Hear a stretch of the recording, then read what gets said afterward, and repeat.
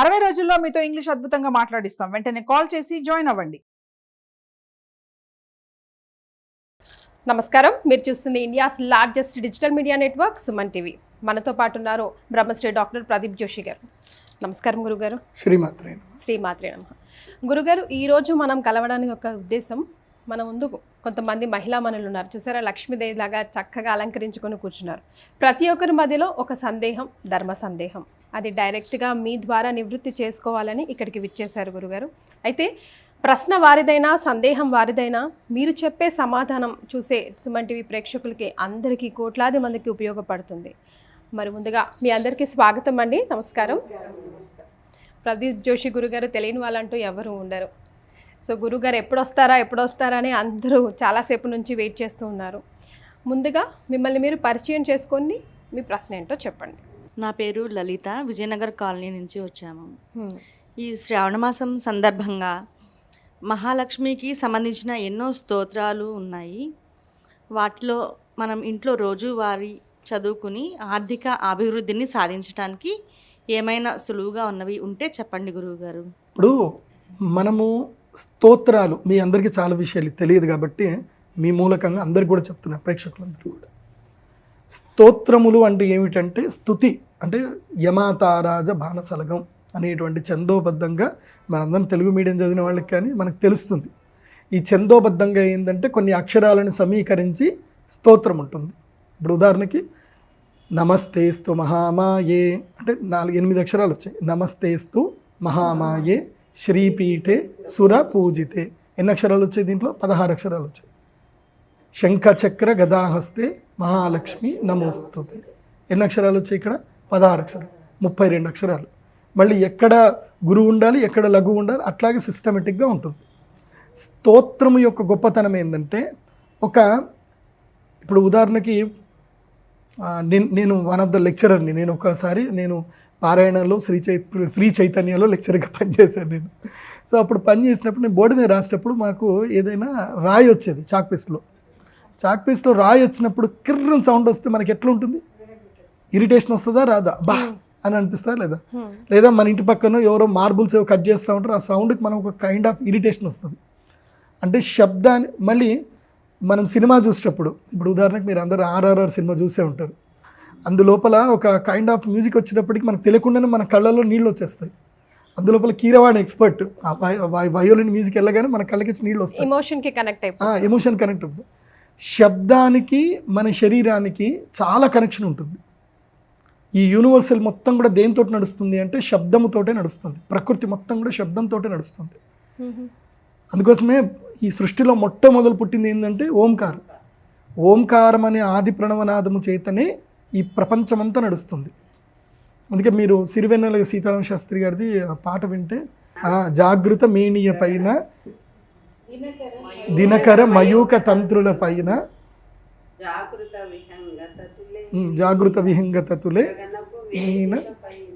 So ఆ పాటలు మనకి చెప్తారు, అంటే కిలకిల స్వరములే అవి అని చెప్తారు. మీరు ఈ స్వాతికిరణం సినిమాలో కూడా ఒక పాట వినే ఉంటారు. పూల ఎదలలో కిలకిల విహరించే భ్రమరనదం గ్రీంకారమా అని అంటారు. అంటే ఒక భ్రమరంలో గ్రీంకారం ఉంది. సో ఇలా ఒక్కొక్క ప్రాణిలోనూ, ఒక్కొక్క ప్రాంతంలోనూ, ఒక్కొక్క దాంట్లోనూ ఒక శబ్దం అనేది ఉంది. శబ్దానికి ఒక శక్తి ఉంది. ఇప్పుడు మీరు అడిగింది స్తోత్రం కదా, స్తోత్రం అనేది కూడా ఒక శబ్దమే. కాకపోతే ఇది ఒక సరళీకృతమైనటువంటి శబ్దం. ఇది అంటే ఒక సిస్టమైజ్డ్ శబ్దం. అది ఎందుకోసం అంటే మనకు మీరు విష్ణు సహస్రనామం చదవండి, కంటిన్యూగా మీరు ఒక శ్లోకం చదివేసరికి ఒక బ్రీత్ ప్యాటర్న్ మీకు అయిపోతుంది అనమాట. ఒక మనిషి యొక్క బ్రీత్ ప్యాటర్న్ ఎట్లా ఉండాలి అని అంటే 1 నిమిషానికి 15 ఉచ్ఛ్వాస నిశ్వాసాలు ఉండాలి. మీరు పెన్ను పెట్టుకొని ఇది రాసుకోండి, మీకు అర్థమవుతుంది. 15 ఉచ్ఛ్వాస నిశ్వాసాలు ఉంటాయి. అంటే నిమిషానికి 15 ఉచ్ఛ్వాస నిశ్వాసాలు అంటే ఒక గంటకి ఎంత అంటే 900 ఉచ్ఛ్వాస నిశ్వాసాలు. అదే 24 గంటలకు తీసుకుంటే 21,600 ఉచ్ఛ్వాస నిశ్వాసాలు. భూమి తన చుట్టూ తాను 360 డిగ్రీస్ తిరుగుతుంది కదా, అది కూడా ఎన్ని డిగ్రీలు అంటే 21,600 డిగ్రీలు భూమి కూడా తిరుగుతుంది. సో ఈ విధంగా మన ఉచ్ఛ్వాస నిశ్వాస స్థితికి భూమి తిరిగేదానికి ఒక సంబంధం ఉంది. అందుకే స్తోత్ర పారాయణం చేయడం వల్ల ఏంటంటే మీకు తెలియకుండా మీరు ప్రాణాయామం చేసిన వాళ్ళు అవుతారు. అందుకే విష్ణు సహస్రనామం చదవడం, లలితా సహస్రనామం ఎవరైతే చదువుతారో వాళ్ళు చాలా ఆరోగ్యంగా ఉంటారు. కాకపోతే ఆ పద్ధతి ప్రకారమే చదవాలి, హడావిడిగా చదవకూడదు, ఆరోగ్యంగా ఉంటారు. యూనివర్స్లో మనకు ఒక ఎనర్జీ రావాలి. మనం సిరి సంపదలు లేవు. ప్రతి ఒక్కరికి ఇప్పుడు ఈ కాలంలో కావాల్సింది ఏంది? లక్ష్మీ కటాక్షం, డబ్బు కావాల్సిందే. ఫస్ట్ డబ్బు రావాలి, రెండవది ఆరోగ్యం కావాలి. ఆరోగ్యం, డబ్బు ఈ రెండు బాగుంటే మనం ఏదైనా పని చేసుకోవచ్చు. ఇంకా మనకి ఏది అక్కర్లే. ఆరోగ్యం బాగుండాలి, లక్ష్మీ యోగం కావాలి. సో లక్ష్మీ యోగం కావాలి అని అంటే స్తోత్రం చదవాలి. ఏ స్తోత్రం చదవాలి అంటే ఆర్ష స్తోత్రాలు వేరే ఉంటాయి, ప్రస్తుత స్తోత్రాలు వేరే ఉంటాయి. అంటే ప్రస్తుతి స్తోత్రములు అంటే ఇప్పుడు ఉదాహరణకి కాళిదాసు లాంటి కొంతమంది మహాకవులు ఉన్నారు, ఆదిశంకరాచార్య లాంటి మహానుభావులు ఉన్నారు.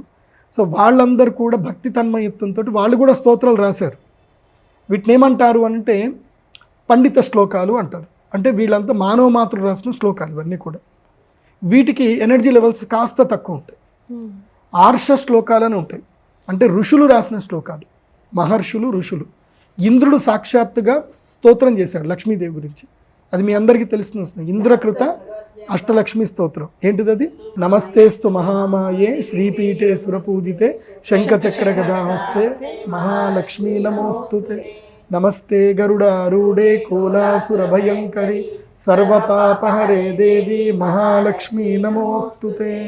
సో ఈ లక్ష్మీ అష్టక స్తోత్రము త్రికాలం ఎప్పటే నిత్యం అని ఉంది. త్రిసంధ్యం, 3 సంధ్యలు పఠించాలి. అంటే ఉదయ సంధ్యలో, మధ్యాహ్నంలోను, సాయంత్రంలోను. ఇది ఎవరైతే రెగ్యులర్గా పఠిస్తారో ధనధాన్య సమన్విత అని చెప్పేసి అన్నారు. ఇది పఠించినటువంటి వాళ్ళకి ఏం జరుగుతుందంటే వాళ్ళకి యూనివర్సల్ నుంచి ఎక్కడి నుంచో వాళ్ళకి భర్త మూలకంగానో, పిల్లల రూపంలోనో, ఏదో ఒక రూపంలో వాళ్ళకి అదృష్టం అనేది వరిస్తుంది. అలా వాళ్ళు సిరి సంపదలు పొందగలుగుతారు. కాబట్టి కనకధార కూడా చాలా అద్భుతమైంది. శ్రీ సూక్తం చదవాలి. శ్రీ సూక్తము అది అల్టిమేట్ అనమాట, దాన్ని మించింది లేదు ఇంకా. బికాస్ అది వేదం కాబట్టి. సూక్తము వేదం, దాన్ని మించింది లేదు. శ్రీ సూక్తము అందరూ చదవచ్చు, ఆడవాళ్ళు కూడా చదవచ్చు. కానీ ఉచ్చారణ దోషాలు లేకుండా చదవండి.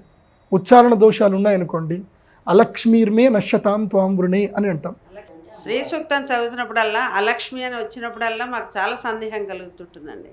దాంట్లో శ్రీ సూక్తంలో మనకి లక్ష్మీ తత్వాలు చెప్తారు. సిద్ధలక్ష్మీర్ మోక్షలక్ష్మీర్ జయలక్ష్మీ సరస్వతి శ్రీలక్ష్మీర్ వరలక్ష్మీ చ ప్రసన్న మమ సర్వదా వరాంకుశోపాశమభీతి ముద్రాం కరైర్వహంతిం కమలాసనస్థాం బాలార్కకోటి ప్రతిభాం త్రినేత్రాం భజేహం అంబాం జగదీశ్వరీం త్వాం అని అంటాం కదా. ఇక్కడ అలక్ష్మి అంటే ఏమిటి? చాలా మంచి ప్రశ్న, ఇది అందరూ కూడా తెలుసుకోండి.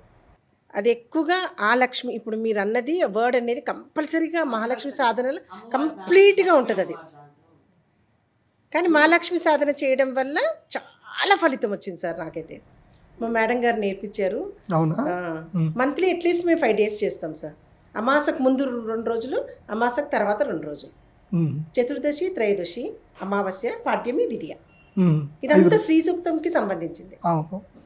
అంటే ఒక్కొక్కరి ఉపాసన విధులు ఒక్కొక్క తిరిగి ఉంటాయి. మీరు అన్నదానికి అలక్ష్మి అన్నదానికి నేను కరెక్ట్గా సమాధానం చెప్తాను. ఈ ప్రపంచం యూనివర్సల్ ఎలా ఉంటుందంటే, మీరు మణిద్వీపం గురించి, మీరు మణిద్వీపం చదివి ఉంటే మీకు తెలుస్తుంది. నేను మణిద్వీపం అంతా కూడా నేను చదివాను కాబట్టి. మణిద్వీపంలో అమ్మవారు నైరుతి దిశలో రాక్షసులకు కూడా స్థానం ఇచ్చింది. ఈ విషయం మీకు తెలుసా? నైరుతిలో రాక్షసులు కూడా ఉంటారు అక్కడ. అంటే యుద్ధం చేసే అమ్మవార్లు ఉంటారు, నైరుతిలో రాక్షసులు కూడా ఉంటారు. వాళ్ళందరూ కూడా ఉన్నతమైనటువంటి శక్తిని పొందినటువంటి అమ్మవారు ఉపాసకులైన రాక్షసులు. మీరు నవరాత్రుల్లో మనకి గోరఖ్పూర్ గీతా ప్రెస్ వాళ్ళది నవరాత్రులది ఒక పుస్తకం దొరుకుతుంది అమ్మవారి యొక్క రూపాలది. సిద్ధిదాత్రి అమ్మవారిని చూస్తే అక్కడ సిద్ధిదాత్రి అమ్మవారిని దేవతలు, ఋషులు, మనుషులు, అదేవిధంగా రాక్షసులు కూడా పూజిస్తూ ఉంటారు. సో అమ్మవారిని అందరూ ఉపాసన చేస్తారు. కాబట్టి ఇక్కడ మనం తెలుసుకోవాల్సింది ఏంటంటే, అలక్ష్మి అంటే ఏంటంటే కనుక, సూర్యుడు ఎట్లాగైతే వెలుగు ఉంటుందో అలాగే చీకటి కూడా ఉంటుంది. మనకు వెలుగు ఎంత ఉంటుందో చీకటి కూడా అంతే ఉంటుంది. అలాగే లక్ష్మి, అలక్ష్మి, శుభము, అశుభం, ఓకే, కీర్తి, అపకీర్తి. సో ఇవి విరుద్ధ పదార్థాలు అన్నమాట. లక్ష్మికి ఆ అనేది యాడ్ చేస్తే ఏమవుతుంది? విరుద్ధం అవుతుంది. అలక్ష్మి. అలక్ష్మి అంటే ఏమిటి? సంపద లేకపోవడం, ఇంట్లో ఎప్పుడు గొడవలు పెట్టుకోవడం, ఎప్పుడు ఏడవడము, ఎప్పుడు దరిద్రం అన్న వర్డ్ని ఎక్కువగా మాట్లాడుతూ ఉండడము, చావు గురించి ఎక్కువగా మాట్లాడుతూ ఉండడము, ఇంట్లో వస్తువులన్నీ పగలగొట్టడము, శబ్దాలు ఎక్కువగా చేయడము, ఇంటిని సరిగ్గా ఉంచుకోకపోవడము, పాచిపోయిన అన్నమంతా ఇంట్లో ఉంచుకోవడము, తర్వాత ఇంట్లో ఎప్పుడు బూజు పట్టి ఉండడము, ఇవన్నీ కూడా అలక్ష్మి సంకేతాలు. అలక్ష్మి సంకేతాలు అంటే ఏంటంటే దేనివల్ల అయితే అనారోగ్యం వస్తుందో, దేనివల్ల మనస్సు ప్రశాంతంగా ఉండదో, దేనివల్ల మనస్సు ఎప్పుడూ చంచలమవుతూ ఉంటుందో, దేనివల్లనైతే గనక ఇంట్లో స్థిరత్వం ఉండదో, దేనివల్లనైతే ధనం ఉండదో, దేనివల్లనైతే భయం కలుగుతూ ఉంటుందో, దేనివల్లనైతే కనుక దుష్టశక్తులు మన ఇంట్లో రావడానికి, దుష్టశక్తులు అంటే మళ్ళీ ఏదో అనుకున్నారు క్రిమి కీటకాలను కూడా అనుకోండి.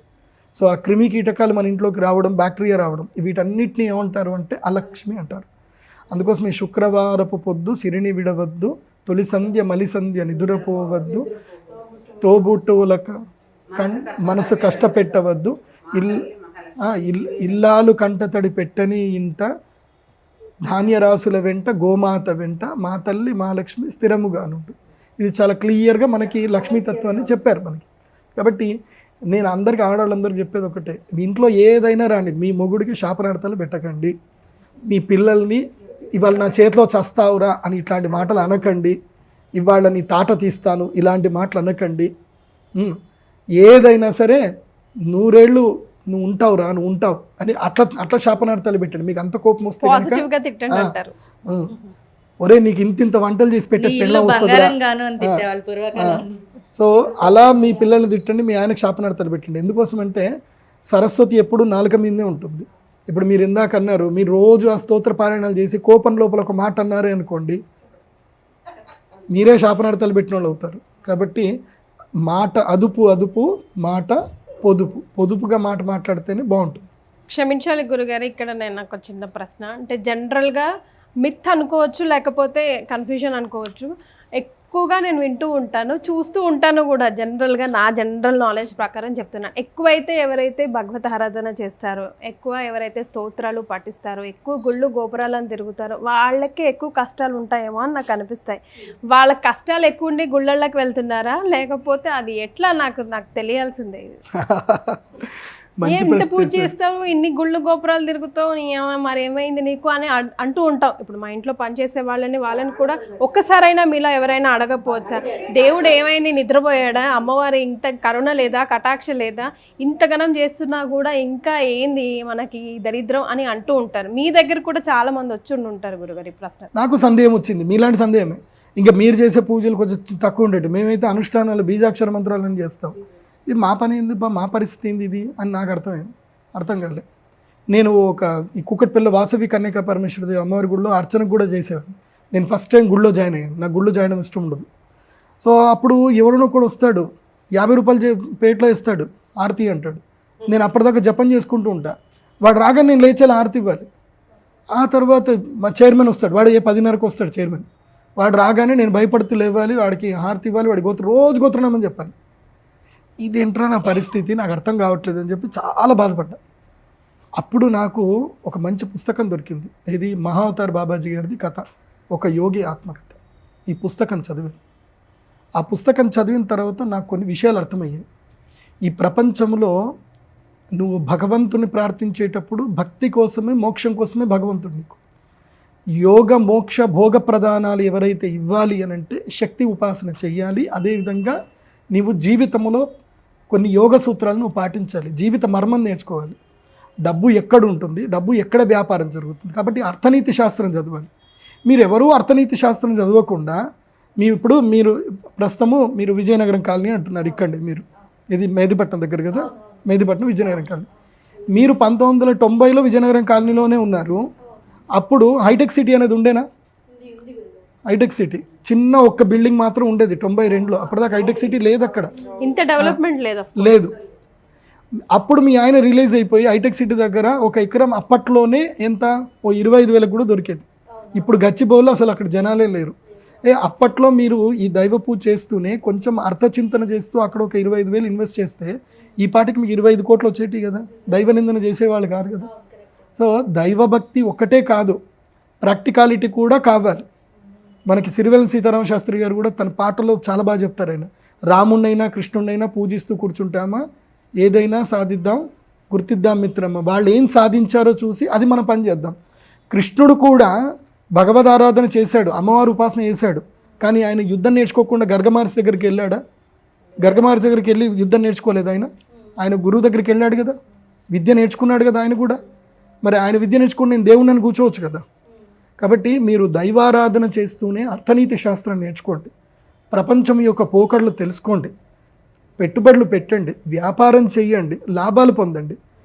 భగవంతుని యొక్క శక్తి ఎలా ఉంటుందంటే మీకు చిన్న కథ చెప్తాను, దాన్ని బట్టి మీరు అర్థం చేసుకుంటారు. ఒక యజమాని తన భార్య 2 చంటి పిల్లల్ని తీసుకొని అడవిలో వెళ్తూ ఉన్నాడు. ఇది పూర్వకాలం కథ. ఇది ఎడ్ల బండి వేసుకొని వెళ్తూ ఉన్నాడు. వెళ్తున్నాడు సడన్గా వర్షం పడింది. ఆ వర్షం దగ్గర ఒక దగ్గర బురద లోపల ఈ చక్రం కూరుకుపోయింది.